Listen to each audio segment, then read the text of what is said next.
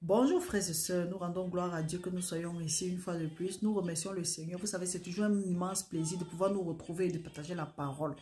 Frères et sœurs, nous sommes aujourd'hui à notre 9e jour de nos 21 jours de jeûne et de prière avec le thème « Saisir les clés de ma destinée afin de réécrire mon histoire ». Vous savez, si nous sommes ici, comme nous avons dit, c'est une grâce parce que c'est pas nous qui sommes en train c'est pas par notre force que nous tenons jusqu'à présent. Ce n'est que l'œuvre du Saint-Esprit. Parce que la parole de Dieu dit que ce n'est ni pas la force, ni pas la puissance, mais c'est pas l'Esprit de Dieu. Mon frère, ma soeur, que tu aies pris part aux jeunes, que tu sois seulement en train de suivre les enseignements et les prières, ma sincère prière pendant ce moment de jeûne, c'est que Dieu visite chacun et qu'il se souvienne de votre œuvre dans son royaume. Donc, moi particulièrement, je n'aime pas de requêtes parce que c'est que Dieu connaît ce dont j'ai besoin avant même que je n'ouvre ma bouche. Et il peut me donner au-delà de ce que moi je peux demander ou bien imaginer. Donc, ce que moi je fais généralement, c'est que j'entre seulement dans sa présence. Je cherche premièrement son royaume et sa justice et le reste m'est accordé.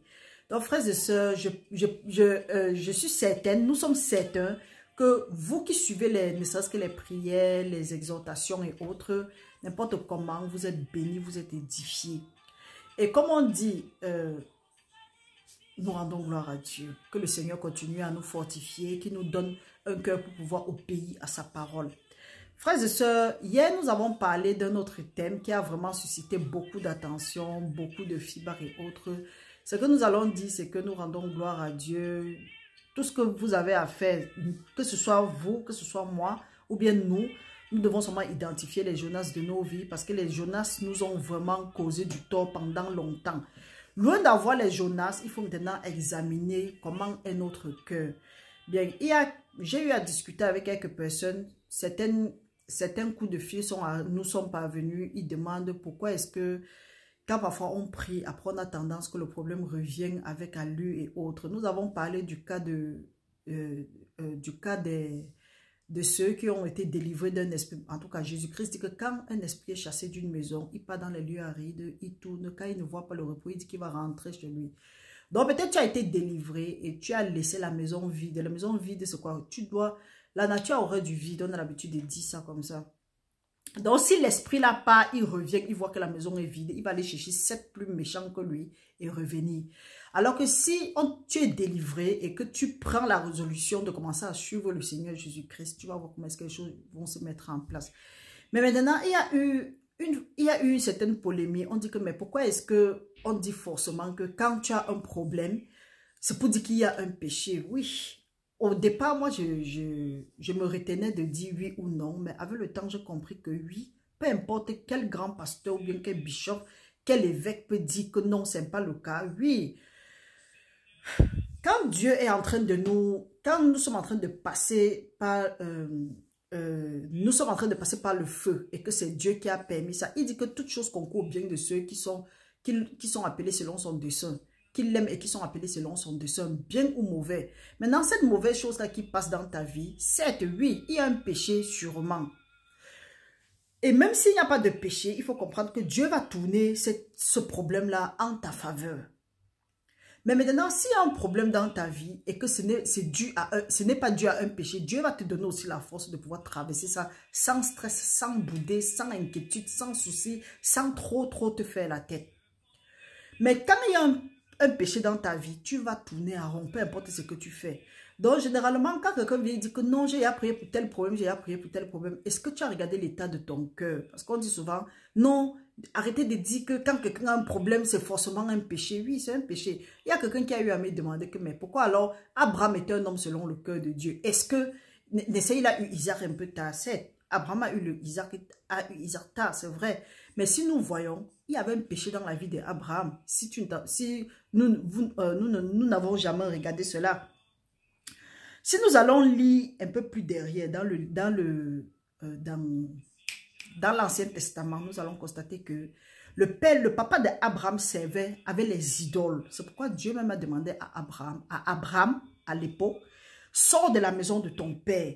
C'est pourquoi on dit qu'il faut savoir il y a quel Jonas dans ta vie, ou bien où est-ce que tu es. Est-ce que là où tu es, tu n'es pas sur un même joug avec les impudiques. Abraham, son papa, oui, son papa, je ne sais pas si c'est Charan ou bien c'est quelque chose de ce genre, son papa servait les idoles. Dieu a dit à Abraham, sors. Maintenant, Abraham avait le péché sur lui, ce qu'on appelle les malédictions générationnelles, parce que les frères, les oncles de Abraham ont eu à accoucher très très tard, quand nous regardons bien. Loin de cela, Abraham, il y avait un esprit de stérilité dans la maison d'Abraham. Et la femme d'Abraham, Sarah, qui était qui était la fille à son frère, elle-même, elle a subi ça. Donc la parole de Dieu nous dit carrément que quand nos parents partent vers les idoles, Dieu maudit la 4e jusqu'à la 3e génération, de la 3e jusqu'à la 4e génération. Et il a en horreur son héritage. C'est pourquoi la parole de Dieu dit que si vous me servez, je vais bénir votre eau, je vais bénir votre pain. Il n'y aura pas de femme stérile, ni celle qui avorte. Il va envoyer les frelons contre nos ennemis. Il va semer la terreur. Nos ennemis vont seulement entendre parler de nous et ils vont s'enfuir. Ça, c'est la condition pour que tout ça là se passe. Il faut que nous servons l'Éternel. Servir l'Éternel maintenant, c'est quoi? C'est marcher selon ses ordres, pratiquer sa parole, ses ordonnances, ses lois et ses commandements. Donc, une fois que nous avons fait ça, automatiquement, les choses doivent se mettre en place. Mais si tu as prié, tu as jeûné, tu as fait ce qu'il y a à faire, il y a quelque chose qui ne va pas, il faut savoir que si ça te met mal à l'aise, si ça te met très très mal à l'aise, il faut t'examiner toi-même. Mais maintenant, si tu vois, ok, ce qui est sûr que quand c'est Dieu qui te fait passer par quelque chose, tu auras toujours la force de tenir. Même quand les gens vont vouloir on dit quoi, te mettre à terre, donc... Je ne sais pas comment est-ce qu'elle veut dire ça. Tu auras la force. Tu vas dire que je m'en tape. Si ce n'est que vous qui avez dit, Dieu n'a pas encore dit, ce n'est pas mon problème. Donc, pas qu'arrêtons, regardons un peu. Si les situations ne fonctionnent pas comme nous voulons, regardons l'état de notre cœur. Parce que les hommes peuvent te juger, les hommes peuvent nous juger, dire que nous sommes pieux ou nous sommes méchants. Mais Dieu ne regarde pas l'apparence, il regarde plutôt au cœur. Donc, frères et sœurs, aujourd'hui, nous allons continuer. Nous allons parler d'un autre thème aujourd'hui. Parce qu'il y a beaucoup de polémies aussi qui se lèvent. Il y a parfois, on confond les choses. Et si on n'éclaire pas certaines choses, il y a les prières qui sont en train d'arriver et nous sommes en train d'entrer dans la prière fort. Il y a certains... ce que nous ne voulons pas, c'est que les gens commencent à prier et ils se retrouvent persécutés ou bien qu'il y ait des représailles et que ça les attaque. Parce que très souvent, on prie. On a les délivrances, après on est attaqué, on est assujetti, on est affligé, on est oppressé. C'est ce que nous ne voulons pas. Bien, aujourd'hui nous allons parler de la rénonciation. En principe, on devait seulement parler de la rénonciation, mais on va parler de la rénonciation et de la repentance. On a tendance à confondre repentance et rénonciation. La repentance, c'est se tourner et venir vers Dieu. Donc, c'est abandonner le chemin qu'on avait pris. C'est abandonner nos propres voies. C'est abandonner ce qui n'a rien à faire avec Dieu. C'est-à-dire même nos idoles. C'est abandonner notre propre chemin, dans nos désirs. Ce que nous, on désire, ce qu'on veut, ce qu'on va atteindre, nos objectifs. C'est abandonner ça et chercher maintenant la face de Dieu et rentrer vers Dieu. Peu importe, si peut-être là-bas je ne sais pas, tu étais peut-être un roi de l'autre côté, alors que Dieu ne veut pas que tu sois roi. Dieu veut que tu viennes chez lui et que tu sois pécheur. Tu dois renoncer à ça, tu dois laisser ça, donc tu dois te repentir de ça et venir. Donc la repentance, c'est se retourner et revenir vers Dieu. Par contre, la renonciation, c'est dire, Satan, je n'ai plus rien à faire à toi. La renonciation veut dire rejeter quelque chose. Dire que je ne veux plus rien avoir à faire. Parce que généralement, ce qui fait que nous devons nous repentir, ce que nous nous repentons de ça, c'est une idole. Ça veut dire que nous étions en train de servir un autre Dieu, qui n'est rien d'autre que Satan. Parce que si ce n'est pas le Dieu qui a créé le ciel et la terre, ça ne peut qu'être Satan. C'est son objectif, que nous l'adorons. Donc, se repentir, c'est revenir à Dieu. Et une bonne repentance est précédée d'une bonne confession. Se repentir, c'est revenir à Dieu. Renoncer, c'est rejeter quelque chose. Dénoncer, dire que je ne veux plus avoir à faire. Et une renonciation se fait généralement, se fait la majorité de temps publiquement et avec des restitutions. Donc, si nous n'arrivons pas à ce point, il y a certaines choses qu'on ne va pas voir se manifester dans nos vies. C'est pourquoi, franchement, Si quelqu'un n'a pas encore compris, quand tu te repens sincèrement, quand tu confesses tes péchés et tu te repens sincèrement, les choses changent dans ta vie. Parce que quand nous lisons par exemple nous lisons dans Acte 3, nous pouvons lire dans Acte 2, la parole de Dieu dit, Pierre leur dit, repentez-vous et que chacun de vous soit baptisé au nom de Jésus-Christ pour le pardon de vos péchés et vous recevrez le don du Saint-Esprit. Tant que tu n'étais pas repenti, il sera difficile de recevoir le don du Saint-Esprit. Maintenant, une fois que tu te repentis sincèrement, pas les faussetés qu'on fait souvent dehors là. Quand tu te repens sincèrement, tu reçois le don du Saint-Esprit, donc tu reçois le Saint-Esprit automatiquement et en ce moment, tu commandes les choses et ça se passe.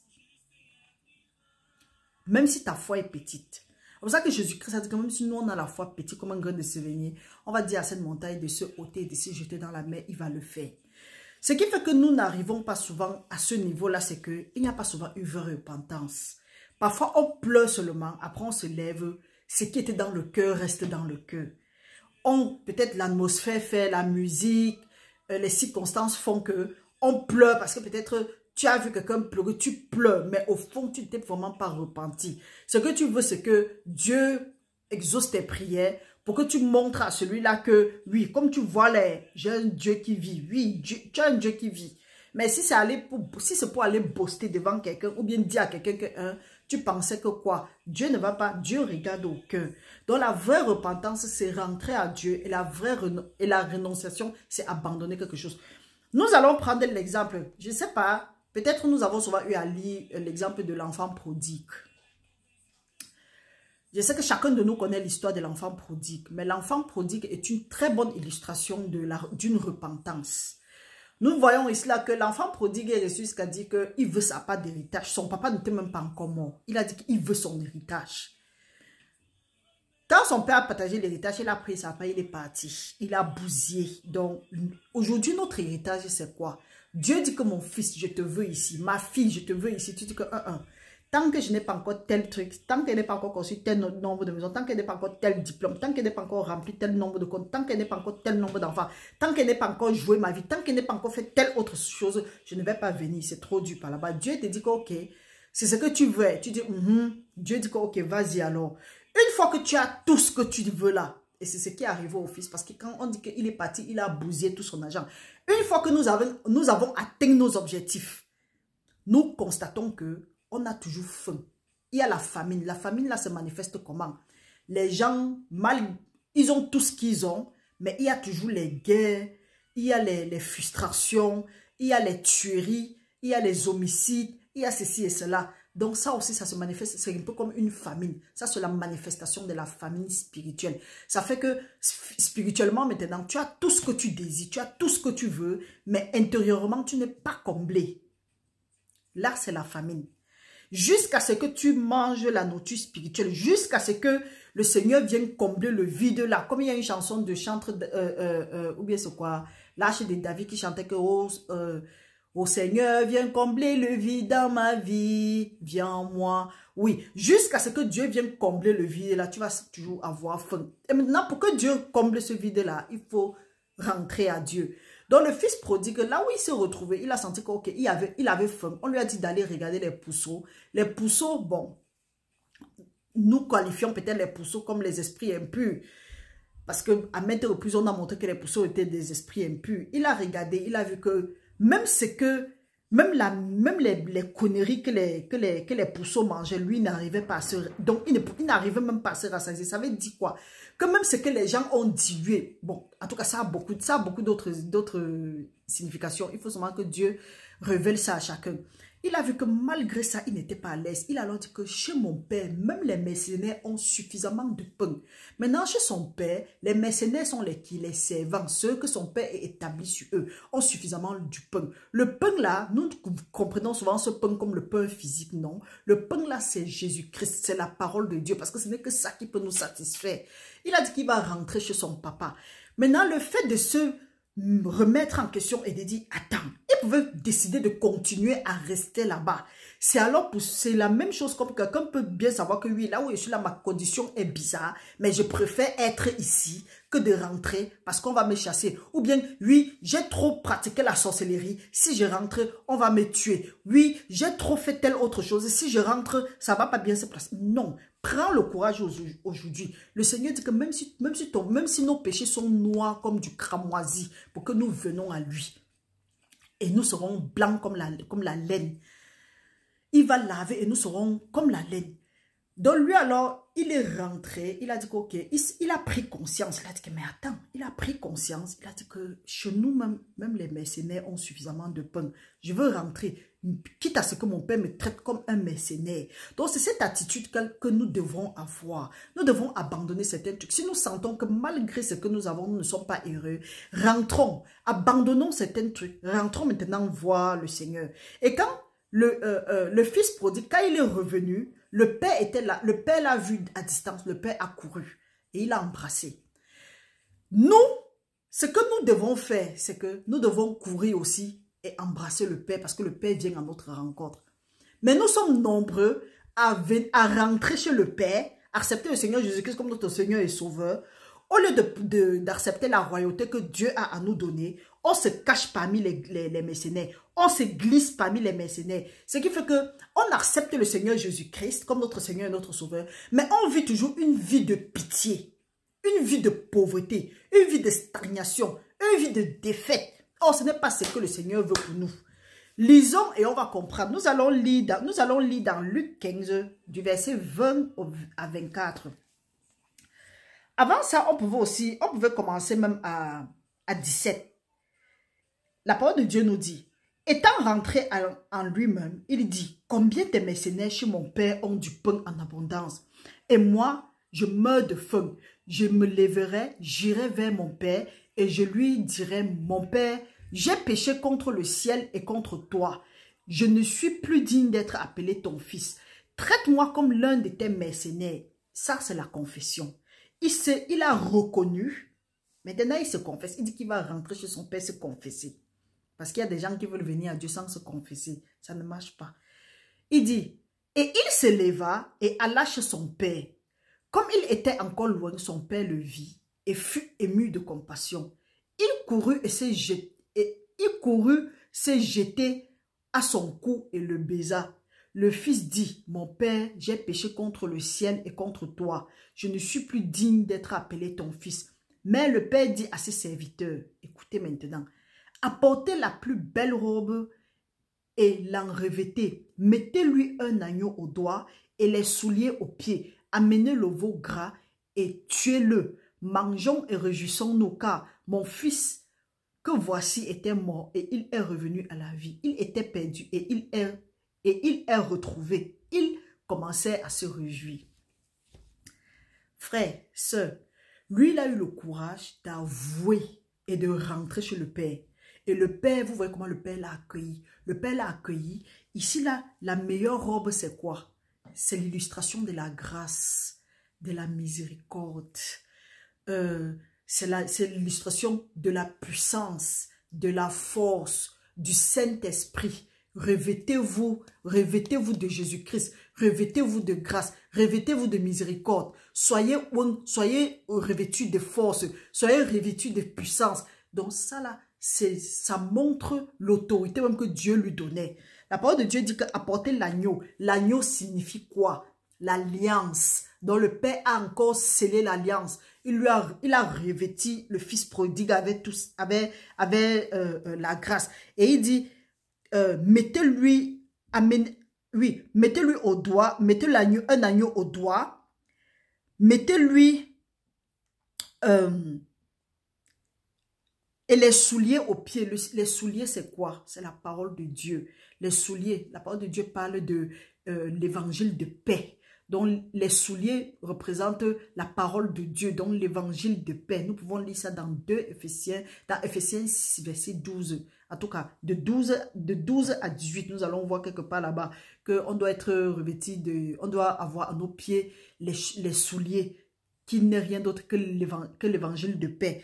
Et en plus, maintenant, la parole de Dieu dit que, et amener le veau gras. Le veau gras, ici, là, représente le fait, la générosité, la compassion, le fait donc nouer encore les relations, tisser encore, donc une façon de dire bienvenue dans la maison du Seigneur. Ça veut dire beaucoup de choses. Donc frères et sœurs, il a reçu ça parce qu'il est parti au Père. Il s'est vraiment confessé, il s'est repenti, il est revenu au Père. Et quand il se repent, il vient au Père, plus jamais, parce qu'il a vu les circonstances dans lesquelles il a habité là-bas, il ne va plus jamais aller là-bas. Maintenant, une bonne repentance, la repentance n'est pas la renonciation, mais la bonne repentance se fait automatiquement avec la renonciation. Parce que là où il est maintenant dans la royauté, il ne peut plus rentrer être esclave dans un pays autre que pour son papa. Quelqu'un m'a dit que pourquoi est-ce que tu listes ça comme ça? Je liste ça comme ça parce que si nous-mêmes, nous les enfants de Dieu, nous les soi-disant chrétiens, les imitateurs de Christ, les héritiers de Dieu et les co-héritiers du Christ. Si nous, on sait, on connaît que nous devons rentrer et que nous faisons partie de la royauté, il y a un genre de vie de misère que nous n'allons plus vivre. Si tu connais qui tu es, ton identité en Christ, comme on a l'habitude de dire, il y a un genre de choses que tu vas plus vivre. Tu es appelé prince, tu es appelé princesse. Pourquoi tu vis le genre de vie-là? Et tu vis ce genre de vie, pourquoi? Parce que tu refuses de donner complètement ton cœur à Dieu. C'est la même chose. Si tu as accepté le Seigneur Jésus-Christ et que tu vis encore une vie de misère, c'est un peu comme si tu es arrivé, tu t'es repenti, en tout cas, tu t'es repenti, tu es arrivé, tu n'as pas complètement abandonné. Tu es rentré au Père, mais tu n'es pas allé embrasser le Père. C'est que tu es resté dans les champs. Et quand tu es dans les champs, tu n'auras pas l'agneau, tu ne seras pas revêtu de puissance, tu n'auras pas le soulier de l'évangile, donc tu n'auras pas l'évangile de paix. Et on ne va jamais se réjouir vraiment à ton sujet. Parce qu'on va me chercher à se réjouir à ton sujet, mais tu ne seras pas là. Donc nous là, qui disons que nous avons accepté le Seigneur Jésus-Christ, et on souffre encore les mêmes souffrances que celui-là qui n'a pas encore accepté le Seigneur Jésus-Christ, c'est une erreur. Revenons sincèrement à Dieu. Et qu'est-ce qui peut nous faire rester, ne pas jouir vraiment de ce qui avait été mis en place pour nous? Ça ne peut qu'être les péchés cachés en nous. C'est comme si nous avons pris, nous avons fait semblant de renoncer le diable, de retourner au Père, mais en amenant les choses, en amenant ces choses dans la royauté. Et là, ça ne peut pas entrer, ça n'a pas de place. Ce qui fait que la royauté a été fermée. C'est là, tu es dans la cour, mais tu ne peux pas accéder à ton trône. Tu ne peux pas accéder tu ne peux pas aller devant le Père. À cause de quoi? À cause de ces péchés-là. Donc, il faut renoncer complètement, te repentir et renoncer complètement. Et la renonciation se fait souvent avec la restitution. Donc, tu ne peux pas aussi dire que oui, je te jette là-bas. Si tu as les restitutions à faire, va faire les restitutions et tu vas voir. Quand Pierre dit par exemple que repentez-vous et que chacun soit baptisé au nom du Seigneur Jésus-Christ pour le pardon de vos péchés et vous recevrez le don du Saint-Esprit. Pourquoi est-ce que tu es encore trop attaqué et tu n'arrives pas tu n'arrives pas à sortir directement? Pourquoi quand eux ils viennent, tu n'exerces pas ton autorité sur eux? C'est plutôt eux qui te font peur. C'est qu'il y a quelque chose qui n'a pas marché, mon frère, ma soeur. Donc, ce que nous devons faire, c'est que nous devons revenir au Père et renoncer complètement. Nous allons lire un autre passage dans Actes. La parole de Dieu dit dans Actes que quand ils ont écouté la bonne nouvelle, ils sont venus, ceux qui avaient exercé la magie, venaient brûler leur truc. Je ne sais pas ce que toi tu as pu faire dans le temps. Je ne sais pas ce que un de tes proches a pu faire et que tu connais. Aujourd'hui, peut-être la personne a accepté le Seigneur Jésus-Christ comme son Seigneur et son Sauveur, mais il continue à souffrir. Donc, prends la peine seulement de lui parler de Jésus-Christ sincèrement et demande, confesse-toi, repens-toi sincèrement et renonce aux œuvres infructueuses des ténèbres. Parce que peut-être c'est ça qui bloque nos bénédictions. Même pas peut-être. Je suis à 100%, en tout cas à la lumière des Écritures, nous allons voir à 100% sûr que c'est souvent ces choses-là qui bloquent nos bénédictions. Regardons, nous pouvons lire Acte 19 à partir du verset 17. La parole de Dieu nous dit: cela fut connu de tous les Juifs. On parle ici là des fils de Sévas qui sont allés, qui devront chasser le démon sur un démoniaque. C'est 7 fils. En disant, toi, le Dieu le Jésus que Paul prêche, sors.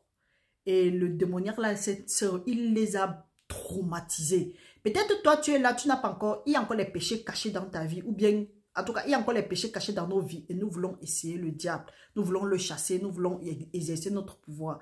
Il va nous taper, il va même nous défigurer. Pourquoi? Parce que nous, on a le pouvoir, mais on lui a cédé ce pouvoir. Parce que la vie, c'est l'échange. Quand tu lui donnes ton pouvoir, il te donne le petit péché là, tu gardes, ce qu'on appelle généralement le péché mignon. Il sait que le péché, à partir du péché mignon là, il va te récupérer les choses. Donc peut-être tu as passé le temps à dire que oui, tu te repentis, il y a repentance et autres, mais les choses ne changent pas. Prends la peine d'aller maintenant devant Dieu. Enlève, même si c'est un petit, même une petite convoitise, peu importe comment ça peut être petit, enlève ça maintenant et tu vas voir comment les choses vont aller. Donc, nous voyons ici, nous n'allons pas lire, vous pouvez aller lire dans Acte 19. Les fils de Céphas ont été bien traumatisés par le démon, ils se sont enfuis. Maintenant, nous lisons ici, nous allons lire ceux qui ont exercé la magie. Quand la bonne nouvelle est arrivée à leurs oreilles, ils ont accepté, ils ont confessé, ils se sont repentis et ils ont renoncé. Nous allons lire. Ça, c'est un exemple de renonciation. La parole de Dieu dit, cela fut connu de tous les fils, de tous les Juifs et de tous les Grecs qui demeuraient à Éphèse, et la crainte s'empara de tous. Le nom du Seigneur Jésus était glorifié. Plusieurs de ceux qui avaient cru venaient confesser et déclarer ce qu'ils avaient fait. Ils venaient déclarer, confesser et déclarer publiquement ce qu'ils avaient fait. Donc, jusqu'à ce que nous arrivons au niveau où nous pouvons déclarer publiquement, confesser, peu importe ce que quelqu'un peut dire, Dieu dit que confesse, restitue. Dieu te dit que va, je vais toucher leur cœur en ta faveur. Tu caches, tu dis que non, j'ai honte, j'ai trop fait du mal. Tu es en train de te faire du mal, pas seulement à toi, mais à ta descendance. Donc, si tu sais ce qui est bien pour toi, confesse s'il y a possibilité.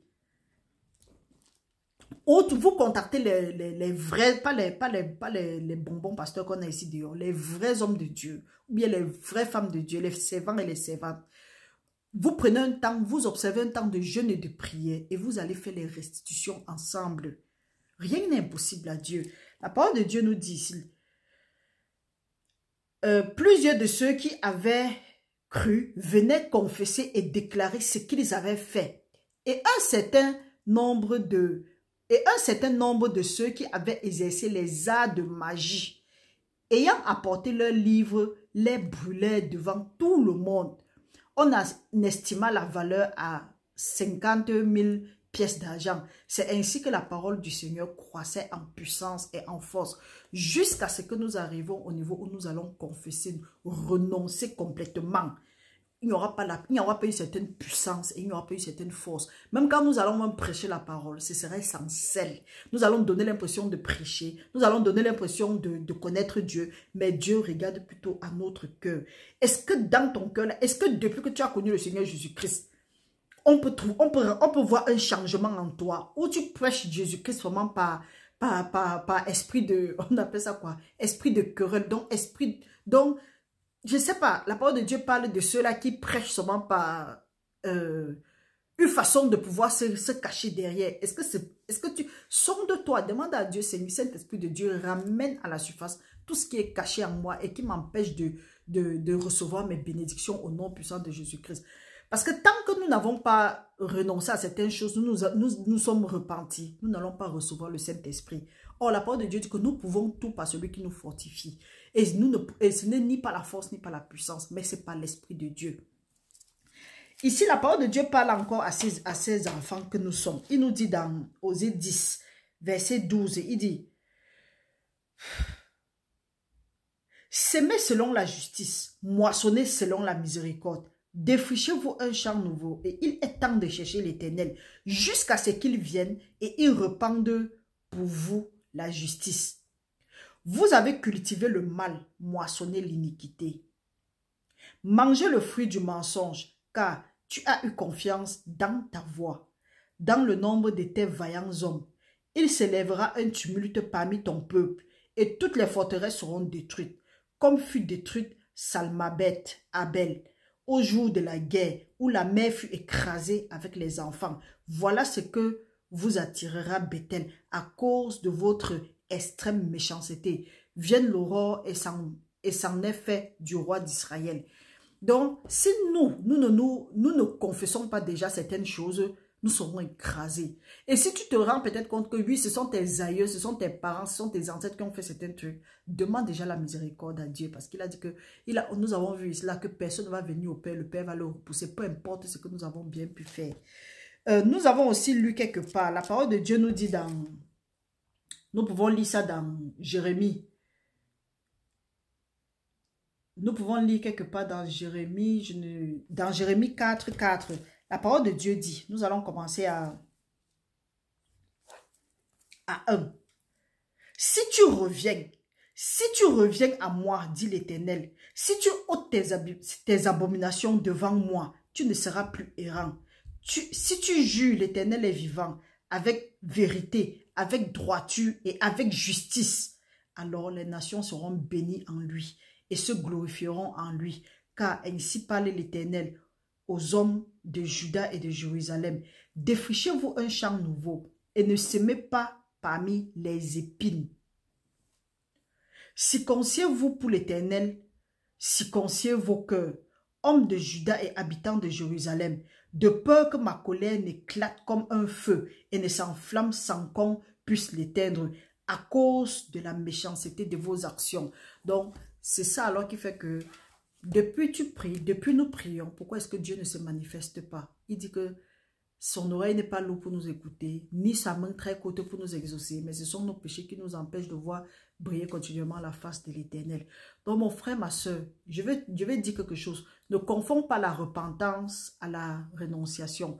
Tu as accepté tes péchés, tu as confessé, maintenant tu t'es repenti. Mais si les choses continuent à ne pas aller, il faut savoir qu'il y a un problème. Renonce maintenant et repens-toi sincèrement parce qu'une bonne repentance vient automatiquement avec la renonciation. Une fois que tu te repentis, tu seras, toi-même, le Saint-Esprit qui est en toi ne sera plus à l'aise. Toi-même, tu seras poussé à aller ramasser les mauvaises choses, à te débarrasser des choses là. Nous avons parlé, je crois bien, que la renonciation est comme tu traverses un pont et tu brises ce pont-là. Donc, si tu ne veux plus revenir à ça, tu vas briser. C'est comme les gens d'Éphèse. Quand Paul leur a parlé, ils sont partis brûler les livres là. Pourquoi? Avec lesquels ils faisaient la magie. De peur que si un jour, ils ont été convaincus et ils ont vu que ce qu'ils faisaient n'était pas bien. Donc, si toi, tu dis que oui, tu es convaincu, mais tu continues à garder les péchés là que tu savais que ce n'était pas bien, c'est pour dire que l'ennemi trouve comment est-ce qu'il va se cacher pour t'assujettir. Il va se cacher pour nous assujettir. Et à la fin, nous serons seulement frustrés. Donc, mon frère, ma soeur, j'ai prié que le Seigneur ait parlé à ton cœur, comme il vient aussi de parler à mon cœur. Sachant que nous devons non seulement nous repentir, mais renoncer. Et nous devons faire les repentances sincères. Et quand nous faisons des repentances sincères, nous recevons automatiquement le Saint-Esprit. Pas les larmes de crocodile que nous avons l'habitude de verser. Après, rien ne se passe. Nous avons plutôt comme impression que les choses s'aggravent même encore dans nos vies. La parole de Dieu nous dit quelque part dans... La parole de Dieu nous parle quelque part. Il dit que pourquoi est-ce que nous devrons nous... Pourquoi est-ce que nous devons nous plaindre? Ce que nous devons faire, c'est seulement de confesser nos péchés. Oui, je crois que c'est dans Jérémie. Je ne sais pas pourquoi je n'arrive pas toujours à saisir le passage là.